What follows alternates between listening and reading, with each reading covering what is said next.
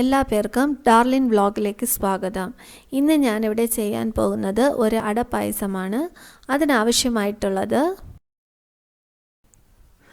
അട 100 gram, ചവ്വരി 100 gram, ശർക്കര 200 gram, തേങ്ങ ഒരു തേങ്ങയുടെ പകുതി, ഏലക്ക,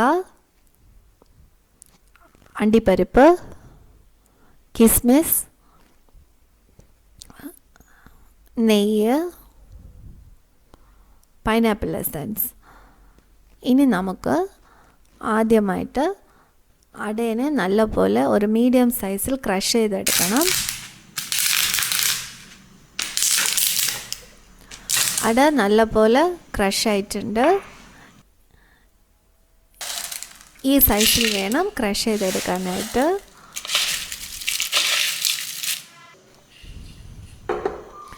ഇനി നമുക്ക് അട വേകുവാനായിട്ട് വെക്കാം.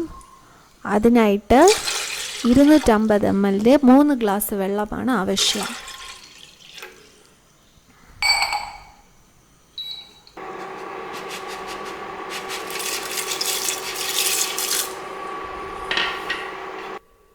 അട നല്ലപോലെ ഇളക്കി കൊടുക്കണം. അട നല്ലപോലെ വെന്ത് വന്നിട്ടുണ്ട്. ഈ പാകത്തിന് വേണം അട വേകുവാനായിട്ട്. ഇനി നമുക്ക് ഈ അടയിനെ നല്ലപോലെ പച്ചവെള്ളത്തിൽ കഴുകിയെടുക്കണം. അട ഒട്ടിപ്പിടിക്കാതിരിക്കാൻ വേണ്ടിയാണ് പച്ചവെള്ളത്തിൽ കഴുകുന്നത്. തേങ്ങാപ്പാൽ എടുത്തിട്ടുണ്ട്. ഇനി നമുക്ക് ഈ ചവ്വരിനെ നല്ലപോലെ വറുത്തെടുക്കണം.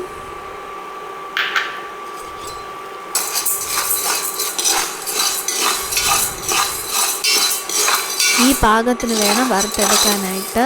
ചവ്വരി ആയിട്ടുണ്ട്. ഇനി ഈ ചവ്വരിനെ പ്രഷർ കുക്കറിലിട്ട് വേവിച്ചെടുക്കണം. അതിനായിട്ട് ഞാനിവിടെ 250 ml 2 ഗ്ലാസ് വെള്ളമാണ് ഒഴിക്കുന്നത്.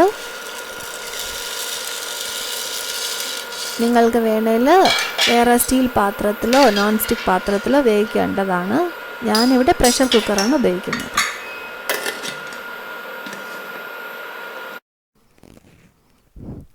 അടുത്ത് നമുക്ക് ശർക്കര ഉരുക്കിയെടുക്കണം. അതിനായിട്ട് 1/4 ഗ്ലാസ് വെള്ളമാണ് ഞാനിവിടെ ഉപയോഗിക്കുന്നത്. 200 ഗ്രാം ശർക്കരയാണ് ഇവിടെ ഉപയോഗിക്കുന്നത്. 100 ഗ്രാം അടയ്ക്ക് 200 ഗ്രാം ശർക്കരയാണ് ഉപയോഗിക്കുന്നത്.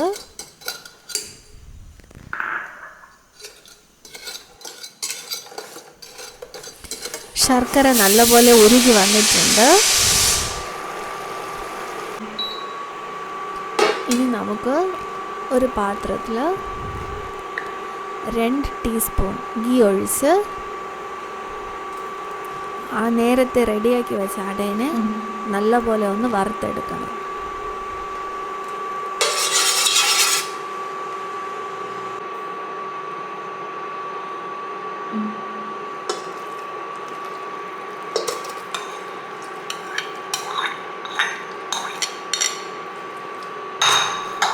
ഒരു 5 മിനിറ്റ് നല്ലപോലെ ഇളക്കി കൊടുക്കണം. അട റെഡി ആയിട്ടുണ്ട്. ചവ്വരി വെന്ത് വന്നിട്ടുണ്ട്. ഞാനിവിടെ പ്രഷർ കുക്കറിൽ 4 വിസിലാണ് വെച്ചിട്ടുള്ളത്. ഈ പാകത്തിന് വേണം ചവ്വരി വേവിച്ചെടുക്കാനായിട്ട്. ഇനി നമുക്ക് ഈ ചവ്വരിനെ ഈ അടയിലോട്ട് മിക്സ് ചെയ്ത് കൊടുക്കാം.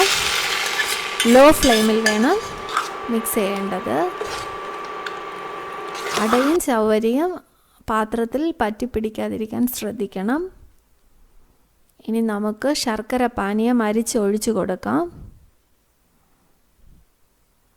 നല്ലപോലെ ഇളക്കി കൊടുക്കണം. അടുത്ത് നമുക്ക് തേങ്ങാപ്പാൽ 1 കപ്പ് ആഡ് ചെയ്യണം. ഒരു തേങ്ങയുടെ പകുതിയാണ് ഇവിടെ എടുത്തേക്കുന്നത്. ഇനി നമുക്കത് നല്ലപോലെ തിളയ്ക്കാൻ വയ്ക്കാം.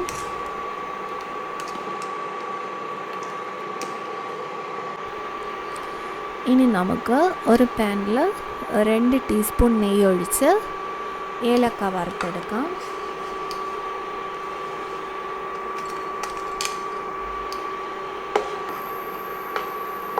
ഏലക്ക നല്ലപോലെ പൊരിഞ്ഞ് വന്നിട്ടുണ്ട്. ഇനി നമുക്കത് മാറ്റിയിട്ട് ആ നെയ്യിൽ തന്നെ നേരത്തെ എടുത്ത് വെച്ച അണ്ടിപ്പരിപ്പും കിസ്മിസും ആഡ് ചെയ്ത് നല്ലപോലെ വറുക്കാം.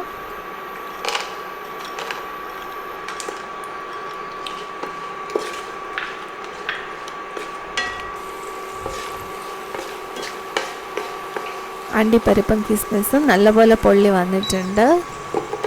ഇനി നമുക്കിതിനെ പായസത്തിലോട്ട് ആഡ് ചെയ്യാം.